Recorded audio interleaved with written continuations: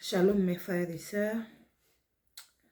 Aujourd'hui, nous allons aborder un autre sujet que le Seigneur m'a vraiment, je dirais, corrigé et il m'a mis à cœur de partager cela avec tout le monde. Parce que ce sont des choses qui peuvent arriver, même si on est chrétien. C'est pour ça qu'il ne faut pas regarder toutes choses. Amen. Il y a certaines choses, il faut vraiment éviter de le regarder. Parce que ça peut toucher notre foi et ça peut nous perturber spirituellement. Amen. Ce qui m'est arrivé il y a une semaine, j'ai vu une vidéo et j'ai ouvert et le titre était « Pourquoi les Juifs continuent à attendre le Messie ?» Amen. Et j'étais curieuse pour savoir le pourquoi. Je sais qu'on prêche beaucoup sur ça. Les Juifs seront, un reste des Juifs seront sauvés. Amen. Parce qu'il faut comprendre cela. Il y en a qui prêchent que c'est comme si les Juifs, peut-être, même qui sont morts, seront sauvés. Ce n'est pas vrai, ce n'est pas la parole. Amen. Mais il y aura un reste qui va être sauvé. Et ça, Dieu le fait parce que Dieu est bon, il est fidèle. Dieu aime tout le monde. Donc, pas de juifs, pas de non-juifs. Dieu nous aime tous. Amen. Mais il se trouve que Dieu avait fait une alliance avec Abraham. Et les descendants d'Abraham, Dieu a continué cette alliance parce qu'il est fidèle. Il a fait une promesse à Abraham et Abraham, Isaac et Jacob sont restés fidèles.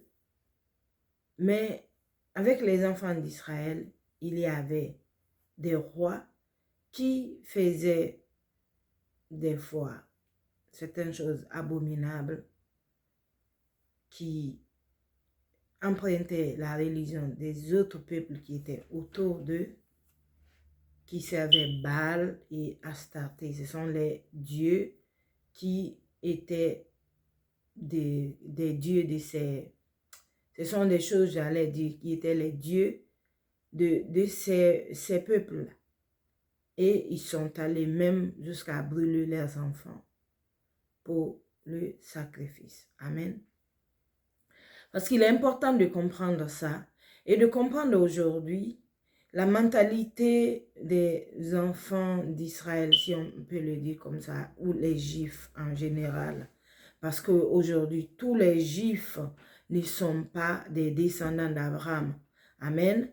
Il y a une partie qui sont de sa lignée, mais il y a d'autres parties qui ont embrassé la religion juive, ok? Et ça aussi, il faut comprendre. Quand on dit juif, tout juif n'est pas descendant direct d'Abraham. Mais ce sont des personnes qui ont embrassé le judaïsme. Et revenons à ce qui m'est arrivé. Alors, j'ai juste ouvert cette, comment on appelle ça, cette vidéo. Et il y a beaucoup de choses qu'ils ont dit au travers de cette vidéo. Vraiment beaucoup de choses. J'étais même obligée de réécouter et de pouvoir noter. Noter selon la direction du Saint-Esprit. Amen. Parce que vraiment, il faut que nous soyons reconnaissants. Dieu est bon. Du fait que son esprit est en nous. Nous qui croyons vraiment en Jésus-Christ, il nous ramène toujours sur le bon chemin si on obéit à l'Esprit. Et dans cette vidéo, ce rabbin explique le pourquoi. Premièrement, j'ai noté, certains, je ne vais pas dire tout, c'est parce que c'est beaucoup.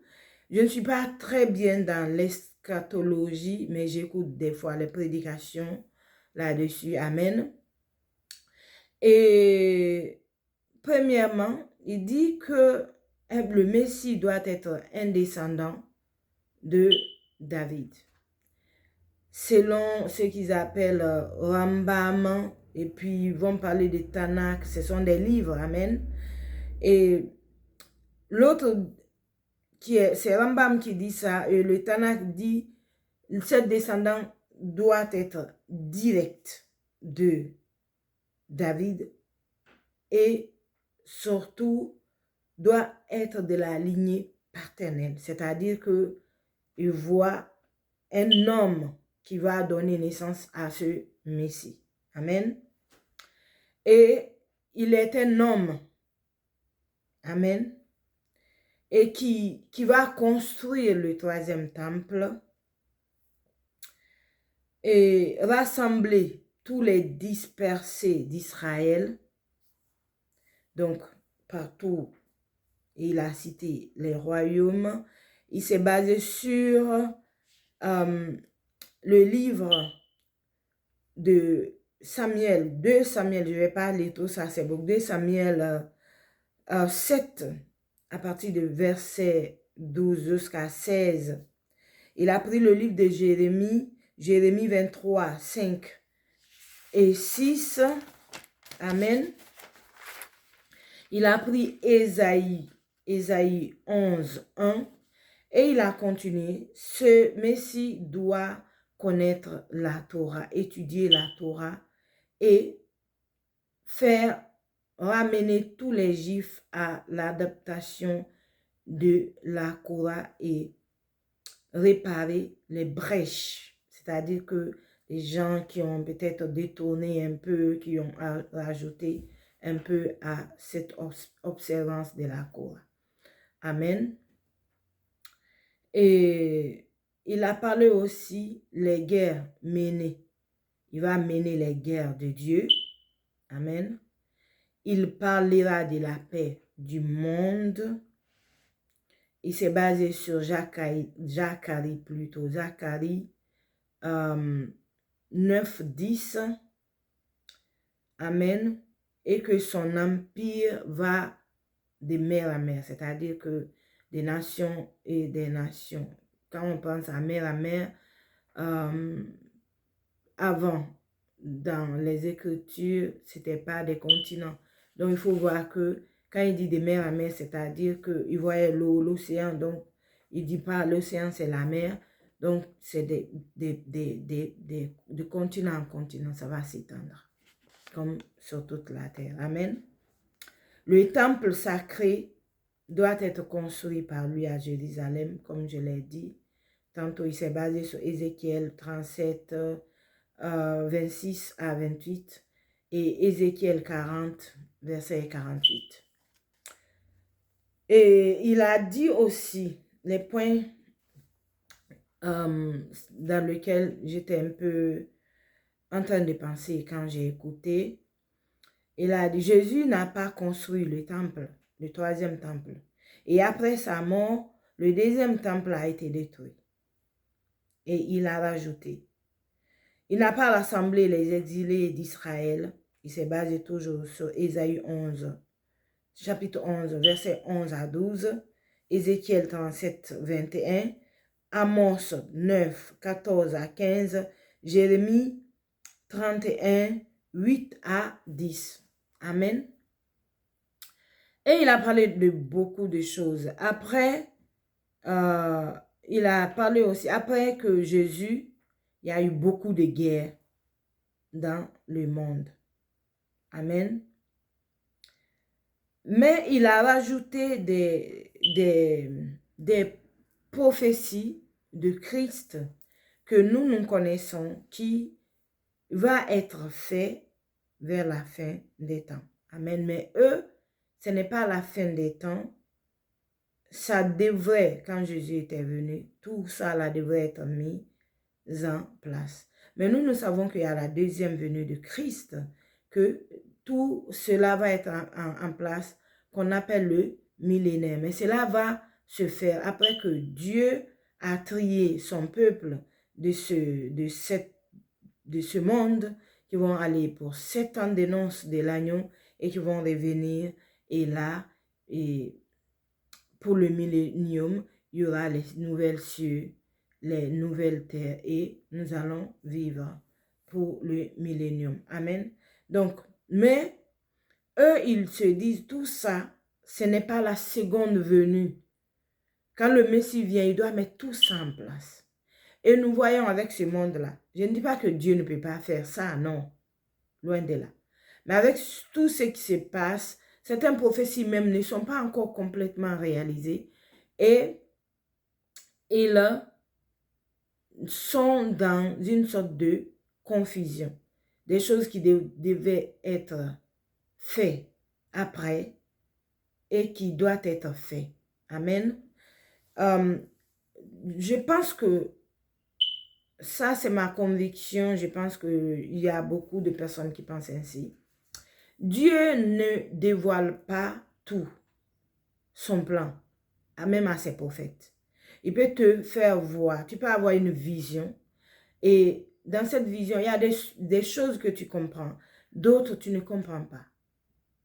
Il faut prier là où tu n'as pas compris afin que Dieu te révèle tout le paquet. Amen.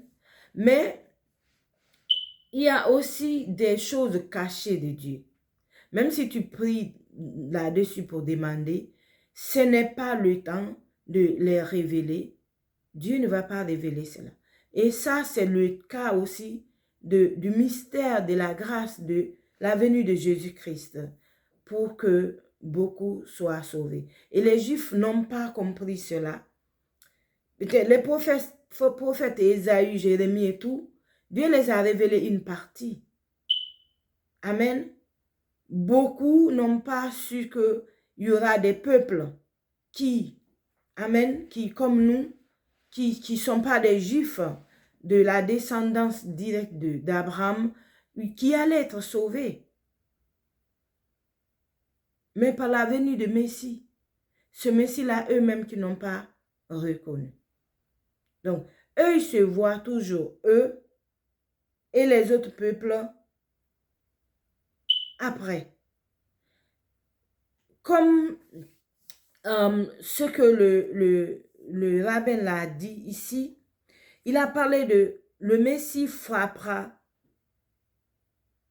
la terre de la verge de sa bouche et du souffle, non, de sa bouche, oui, et du souffle qui sort de ses narines. Il va faire mourir le méchant.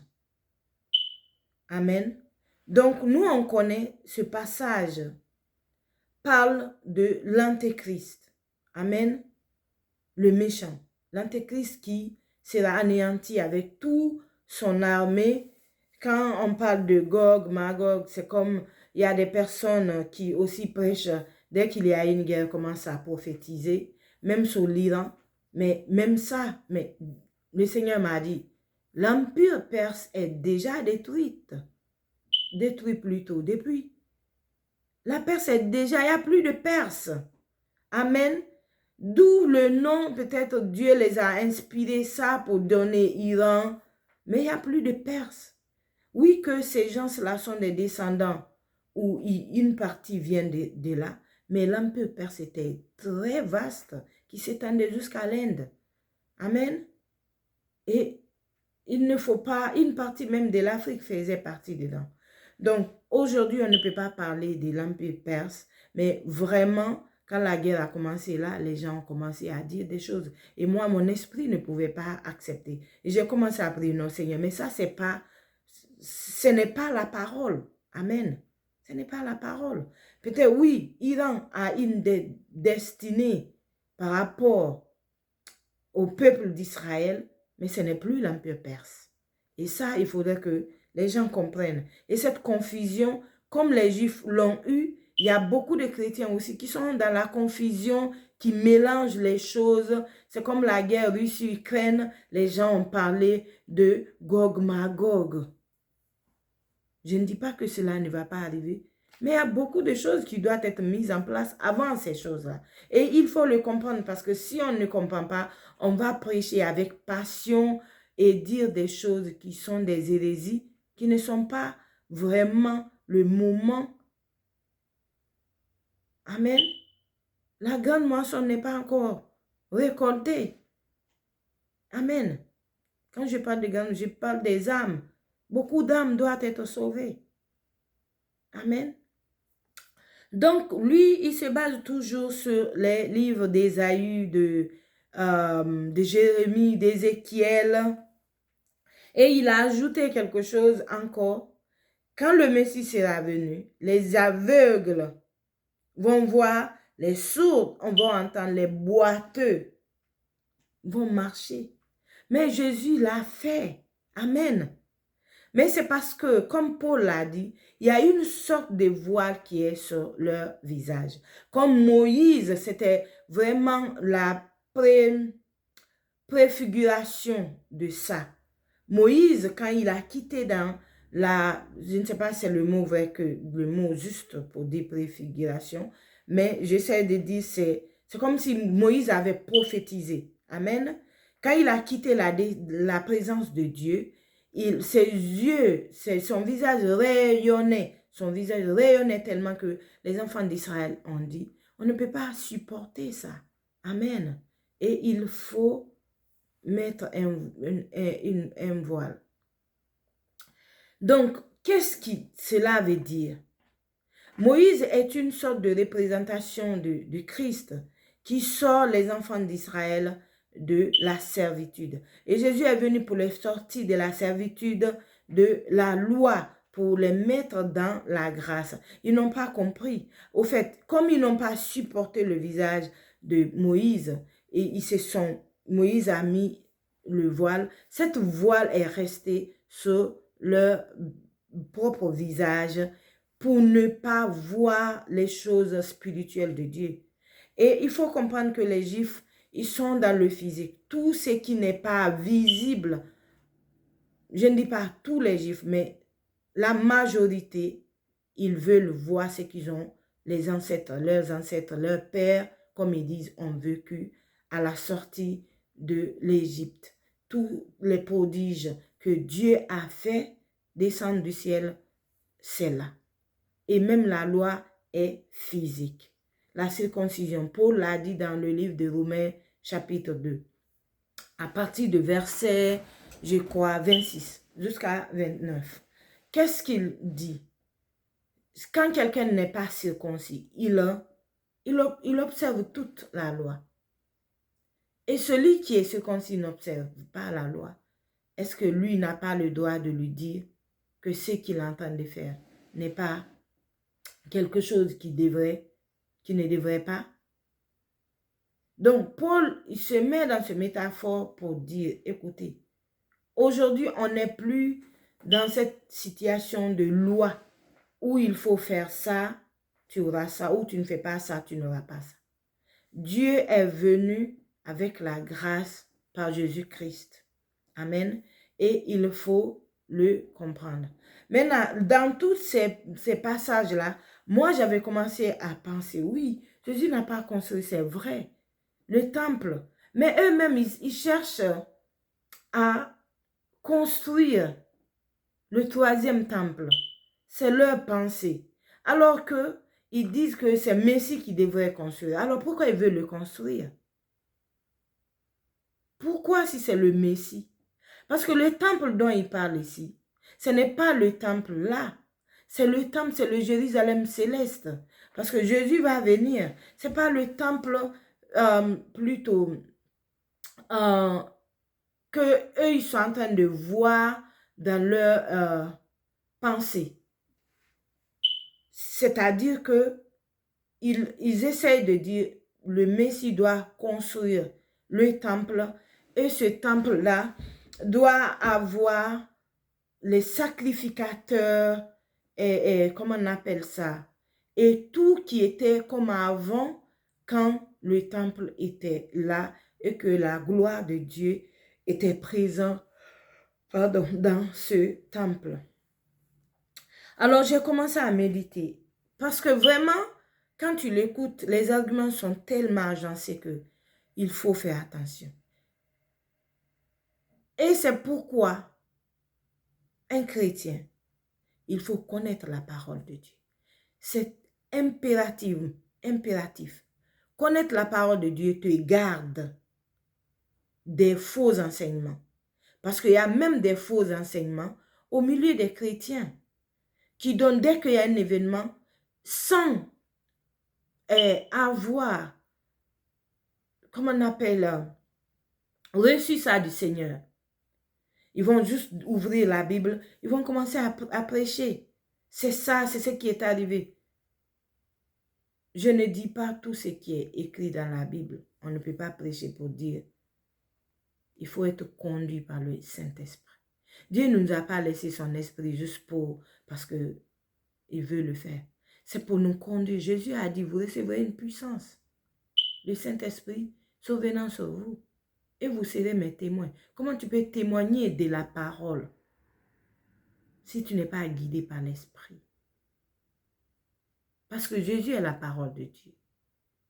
Et pour connaître Jésus, c'est le Saint-Esprit qui vient te le révéler. Comme il a dit, il vous dira tout ce que je vous ai dit. Il vous enseignera. Donc, même s'il y a un événement, si tu ne comprends pas, prie Seigneur, qu'est-ce qui se passe? Nous sommes-ils dans cette prophétie-là? Ou bien c'est juste quelque chose qui arrive par la main de l'homme, accompagné par le diable? Amen. C'est important. Et là, si Dieu te révèle cela, comme je l'ai dit, le cas d'Iran, ce ne sont pas des prophéties bibliques. Les choses qui se passent là, c'est stratégique. Je ne dis pas que ça ne fait pas partie des signes, des temps, des choses qui doivent, la souffrance qui doit venir sur la terre. Ce sont des choses qui sont en train de se mettre comme des puzzles. Mais c'est les grandes prophéties qui sont dites par rapport à telle ou telle nation. Il y a certaines choses qui doivent être mises en place avant cela. Donc, revenons à ce temple. Amen. Quand je méditais, troisième temple, et je me dis, oui, mais ils sont en train ils ont trouvé même des gémisses rouges qui doivent tuer. Ils ont même trouvé un sacrificateur, souverain sacrificateur déjà. Ils ont fait l'ADN.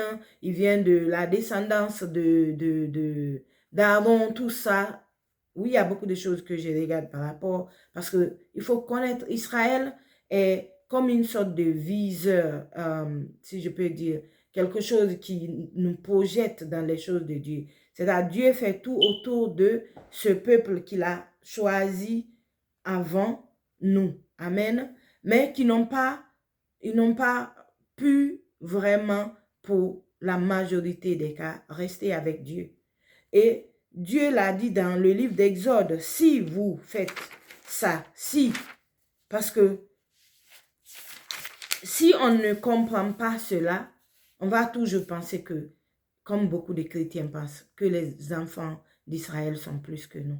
Non, moi, mon esprit n'accepte pas ça. Mon âme ne l'accepte pas. Parce que ça vient effacer tout de suite l'œuvre de la croix. Amen. Ça vient détruire ce que Jésus a construit. Il y a des sionistes qui pensent qu'il faut récupérer tout Israël. Si dans ce que je viens de vous citer, lui dit c'est le Messie qui doit faire ça. Donc, il n'y a aucun sioniste qui devrait le faire.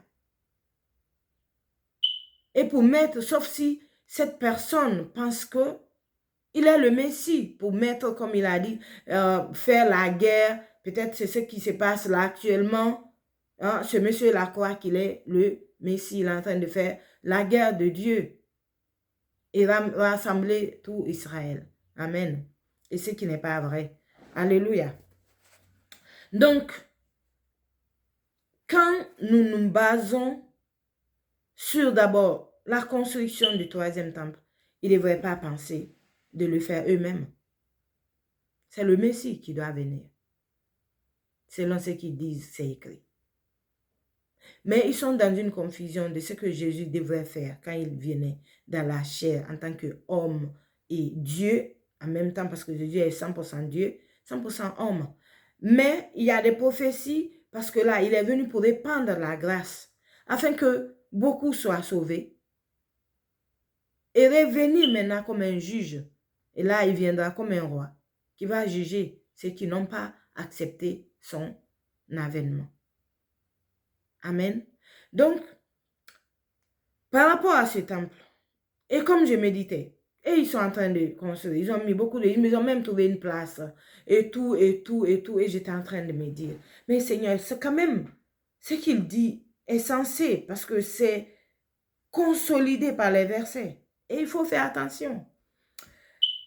Après cette vidéo, c'est comme si Dieu me dit, ok, il me fait passer, je ne sais pas comment ça s'est fait, il y a une autre vidéo qui est venue. Et lui, il a commencé à prêcher le contraire. Amen. Et j'étais là. J'ai commencé à écouter. Lui, il a commencé à dire, selon le Nouveau Testament, Israël n'est plus le peuple de Dieu parce qu'ils n'ont pas accepté Jésus. Amen. Même si ils sont, comment on appelle, aimés, et un reste va être sauvé parce que Christ, Abraham a reçu une promesse de Dieu. Amen. Mais même quand quelqu'un a reçu une promesse, je vais faire ça pour ton fils. Mais si se trouve que ce fils-là ne croit pas en toi, il ne veut même pas s'approcher de toi, comment tu vas faire cette promesse? Ceux qui vont accepter, c'est la même chose avec les enfants d'Israël. Ils ne veulent même pas entendre parler de Jésus pour la majorité des cas. Il y en a qui le traitent de tout ce qu'ils veulent selon leur langage. Amen. Et ils ont dit même, il s'est détourné de judaïsme pour créer sa propre religion. Et il n'a pas étudié la Torah, comme l'autre l'a dit, je l'ai cité tout de suite. Donc, il pense qu'il n'est pas le Messie. Mais celui-là a renversé la vapeur. Il dit, les Juifs aiment toujours parler de Zacharie 12. Comme je l'ai dit, 9. Mais il ne parle pas de Zacharie 13. Je n'ai pas lu Zacharie 13. Mais il s'est basé sur ça. Amen. Et si je peux trouver ce passage rapidement dans le livre de Zacharie, ça allait être mieux pour le temps parce que il y a beaucoup de choses vraiment à dire par rapport à ça. Et moi, je vous dis, je ne pourrais pas dire tout ça, mais il faut vraiment essayer de lire la parole et rester ferme. Même quand on entend quelque chose, il faut essayer d'aller vérifier comme les chrétiens de Béret. Même quand on les disait, ils consultaient la parole si c'était cohérent par rapport à ce qui est écrit. Donc j'ai trouvé Zacharie 13. La parole dit, pour la maison de David et les habitants de Jérusalem, pour le péché et pour l'impureté, en ce jour-là, verset 2, l'Éternel dit, l'Éternel des armées, en ce jour-là, dit l'Éternel des armées, j'exterminerai du pays les noms des idoles, afin qu'on ne s'en souvienne plus. J'ôterai aussi du pays les prophètes et les esprits d'impureté. Si quelqu'un prophétise encore, son père et sa mère qui l'ont engendré lui diront. Alors, je ne sais pas, il y a beaucoup de choses, je ne peux pas lire tout. Amen. Mais lui, il a parlé de ce passage de Zacharie qui concerne les enfants d'Israël. Amen. Et il s'est basé sur Romains 11 aussi, à partir du verset 25. Et là, c'est là où Paul parle de... J'essaie de trouver le passage. Romains 11. Ok, j'ai trouvé. Amen.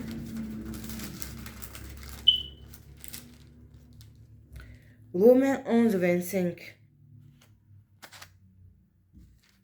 Car je ne veux pas, frères, que vous ignorez ce mystère, afin que vous ne gardiez point comme sage. Vous me regardiez plutôt que vous me regardiez point comme sage. C'est qu'une partie. C'est qu'une partie d'Israël est tombée dans l'endurcissement jusqu'à ce que la totalité des païens soit entrée. 26. Et ainsi, tout Israël sera sauvé selon il est écrit. Et le libérateur viendra de Sion et il détournera de Jacob de ses impuretés. Amen, de ses impiétés. Et Zacharie aussi a parlé de se détourner des idoles et de ses impiétés. Amen.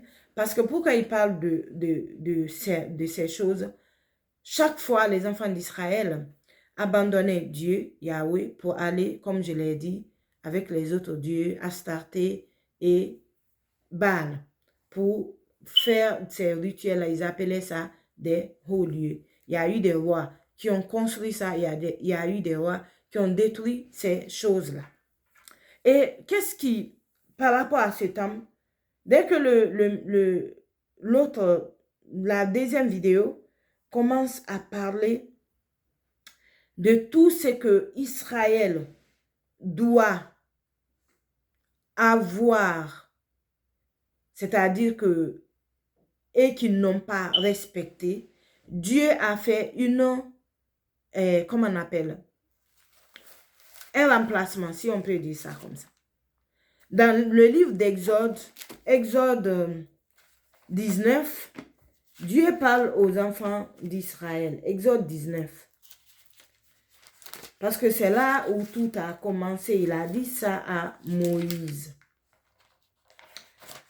Le Seigneur a dit à Moïse, si les enfants d'Israël, Exode 19, verset 5 à 6.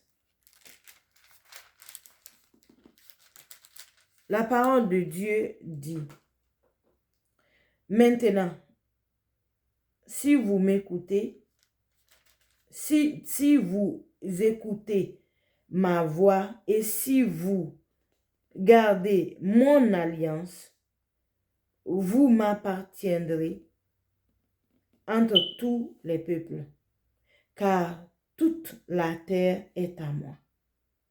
Et le verset 6, vous serez pour moi un royaume des sacrificateurs et une nation sainte. Voilà les peuples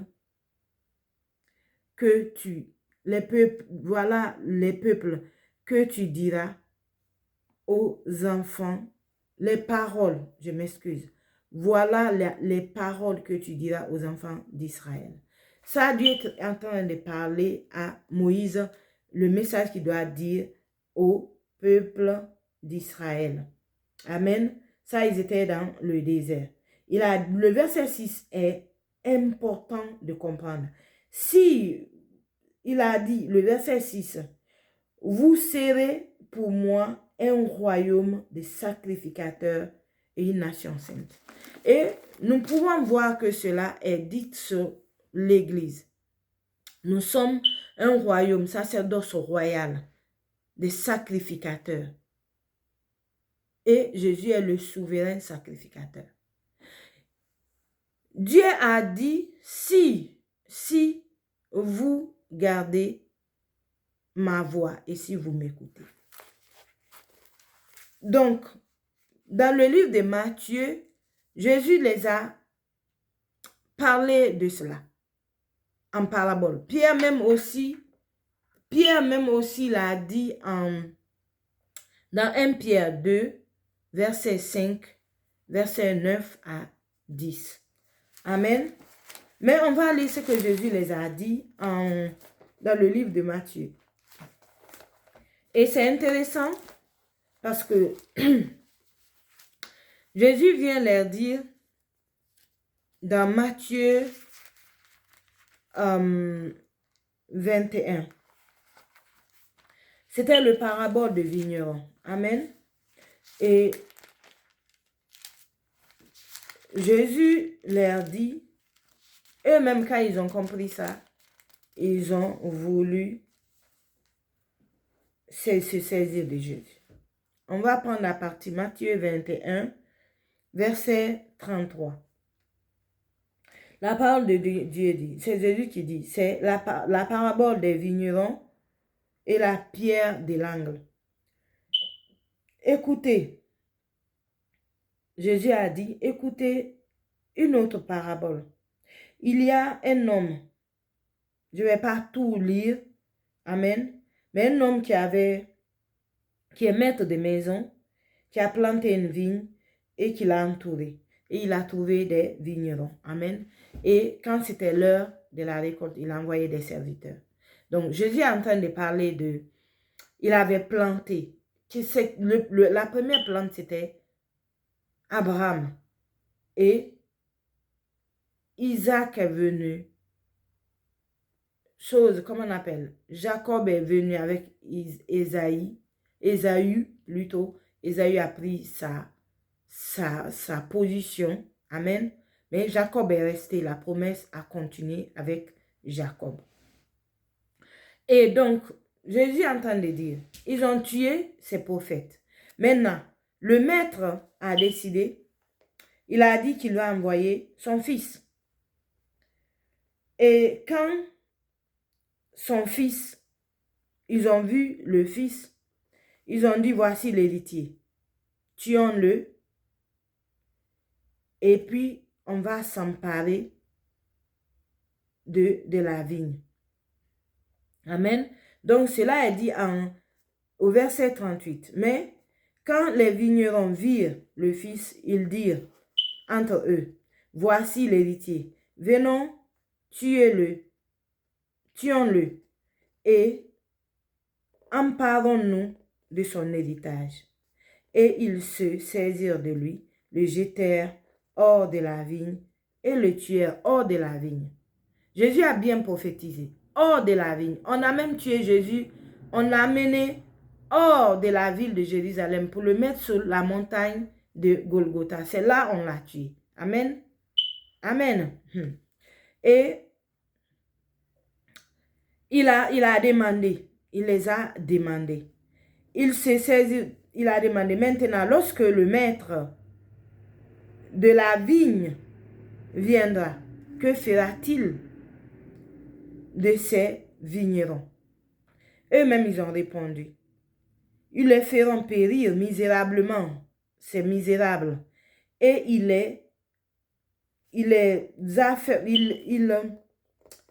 affermira la vigne à d'autres vignerons.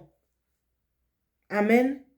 Qui lui en donnera le produit au temps de la récolte. Et Jésus dit, n'avez-vous jamais lu dans les Écritures la pierre qu'on rejetait, ceux qui bâtissaient, est devenue la principale de l'angle. C'est du Seigneur que cela est venu. Et c'est un prodige à nos yeux. C'est pourquoi, je vous le dis, les le royaume de Dieu vous sera enlevé et sera donné à une nation qui en donnera ses fruits. Et il dit, cette pierre, si tu tombes là-dessus, tu seras brisée. Si elle tombe sur toi, tu vas être écrasé. Donc Jésus est en train de dire, et même ils ont dit, ils ont tué. Jésus est en train de parler des prophètes et il parlait de lui. Et comment ils vont le tuer. Et il demande, qu'est-ce que le maître va faire? C'est-à-dire le Père, il va s'en saisir de ces misérables.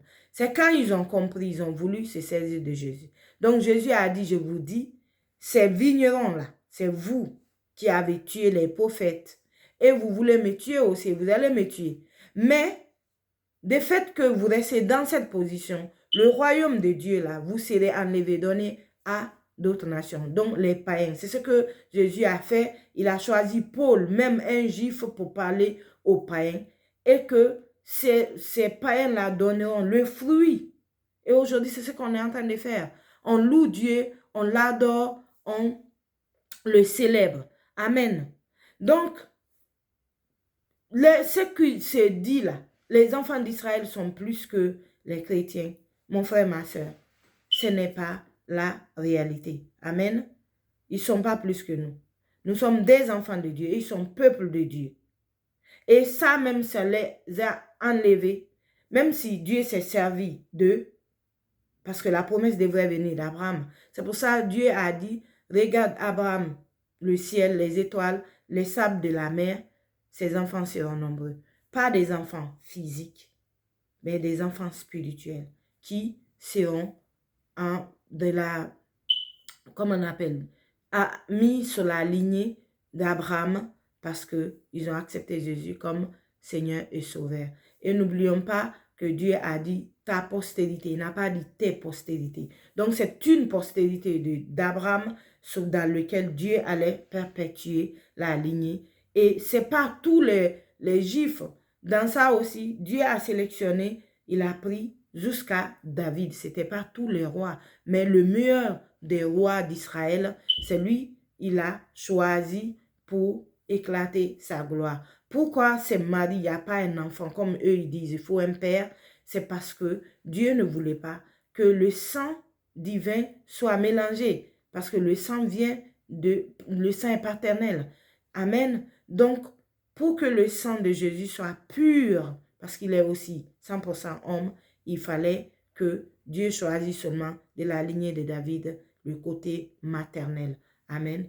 Et ça, ils n'ont pas compris parce que les plans de Dieu ne sont pas nos plans. Dieu dit, vos voix ne sont pas mes voix, vos pensées ne sont pas mes pensées. On peut penser, Dieu va faire ça comme ça, il va faire autrement. Amen. Donc, qu'est-ce que Dieu m'a révélé? Il a dit non. Jésus est venu, il a construit un temple. Et ce temple, c'est vous. Il est écrit, vous êtes le temple du Saint-Esprit. Amen. Et il faut le comprendre, le temple du Saint-Esprit. Jésus est venu, c'est lui la tête de l'Église et l'Église est son corps dans lequel l'Esprit de Dieu vivant est en nous. Dieu est en nous. Dieu n'est plus dans un temple bâtiment, mais Dieu est en nous. En nous, il vit en nous pour ceux qui vont accepter Jésus-Christ. Et Jésus l'a dit, détruisez ce temple dans Jean 19 à partir de Jean 2, verset 19 à 21. Je le reconstruirai en 3 jours. Ils ont dit, ce temple a été construit 45 ans, je crois, ou 47 ans. Et toi, tu dis, tu vas la reconstruire en 3 jours. Mais la parole de Dieu dit, Jésus ne parlait pas de temple physique, il parlait de son corps. Amen. Et c'est ce qui a été fait, il est ressuscité au 3e jour. Amen. Nous sommes le temple de Dieu. Et Jésus a construit ce temple. Ce n'était pas un temple physique où tu viens, tu rentres dedans, comme eux, ils le voyaient. Dieu finira par reconstruire Jérusalem céleste. Et sa gloire va rester au milieu de nous. Mais Jésus a construit un temple. Et ça, c'est le Saint-Esprit qui est en train de me dire. Et il ne faut pas prendre cette parole. Jésus a bien construit un temple. Et c'est vous. Et il dit, c'est les enfants d'Israël. Le Saint-Esprit qui me dit ça. Ils voient toutes choses physiques. Comme ce n'est pas physique, leurs yeux ne peuvent pas voir. ils ne comprennent pas les choses spirituelles parce qu'ils n'ont pas accepté Jésus. Ils n'ont pas accepté sa parole. Ils n'ont pas voulu l'écouter. Et encore, aujourd'hui, pire, le repousse. Amen. Donc, il faudrait, mon frère, ma soeur, comprendre cela et savoir que Jésus-Christ a fait marcher les boiteux. Jésus-Christ a ouvert les yeux des aveugles. Hein? Jésus-Christ a même ouvert les yeux des aveugles nés, et eux-mêmes, ils n'ont pas voulu que cela soit parce qu'ils ne voyaient pas Jésus comme le Messie, mais pourtant ça c'est écrit dans la parole. C'est pour ça que Jésus les ramenait toujours dans la parole, mais eux, ils ne voulaient pas écouter. Amen. Et Jésus aussi, comment on appelle ça? Ils ont parlé des sourds-muets. Amen. Et aujourd'hui, l'œuvre de Christ continue. Il y a des pasteurs qui font de grandes choses au nom de Jésus-Christ. Donc, nous devons éviter d'écouter certaines paroles si on n'est pas vraiment ancré dans la parole de Dieu. Et ou même si on écoute, on voit que nos cœurs vacillent vraiment. Tu as écouté, tu vois que ton cœur commence à vaciller. Plonge-toi dans la parole de Dieu et le Saint-Esprit te parlera, il te ramènera sur la bonne voie. C'est ce que j'avais à vous partager aujourd'hui. C'est une expérience que j'ai vécue moi-même et je sais qu'il y a beaucoup de chrétiens qui écoutent certaines choses par-ci, par-là et cela affecte leur foi. Il faut faire attention. Pour moi, Dieu m'a corrigé sur le champ tout de suite avec une deuxième vidéo qui m'a parlé et dès que j'écoutais, j'étais en train d'écouter, le Saint-Esprit a commencé à me parler et à me ramener. Amen. Donc, s'il vous plaît, mon frère, ma soeur, que cela vous sert d'exemple. Si vous écoutez quelque chose qui vous trouble, prenez la Bible, lisez ou ouvrez une prédication. Dieu, il est bon, il est fidèle, il nous parlera parce qu'il garde ses enfants. Il est toujours là pour nous garder, pour nous protéger. Son esprit à nous qui nous ramène sur le bon chemin. Et il faut aussi, ce qui est essentiel, il faut être sensible à la voix du Saint-Esprit. Mon frère, ma soeur, soyez sensibles à la voix du Saint-Esprit. Et il ne faut pas écouter, entendre plutôt la voix de l'Esprit et se détourner. Moi, dès que j'ai commencé à entendre ça, oui, c'est la parole. Jésus l'a dit, détruisez ce temple et je le reconstruis en 3 jours. Paul l'a dit, vous êtes le temple du Saint-Esprit, ne savez-vous pas? Si l'Esprit de Dieu est en nous, nous sommes le temple. Parce que c'est cette présence de Dieu qui était dans le temple. Et il est en nous maintenant. Jésus a dit, l'heure vient et il est déjà venu. Que personne n'allait sur les montagnes ici.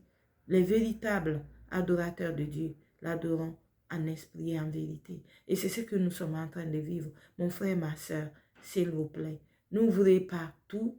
Mais si vous ouvrez des vidéos par curiosité, et si vous voyez ça trouble votre foi, plongez dans la parole de Dieu pour que Dieu puisse vous garder, pour ne pas que vous perdez la foi. Amen. Jésus-Christ nous a sauvés. Jésus-Christ nous a donné la vie éternelle.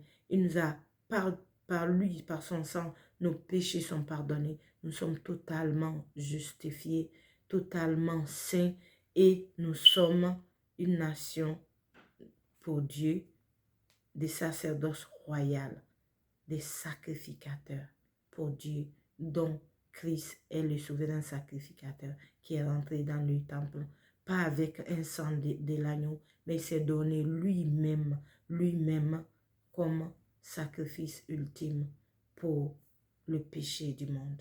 C'est ce que j'ai à vous partager aujourd'hui. Que Dieu vous bénisse abondamment, mes frères et sœurs. Soyez bénis et à bientôt.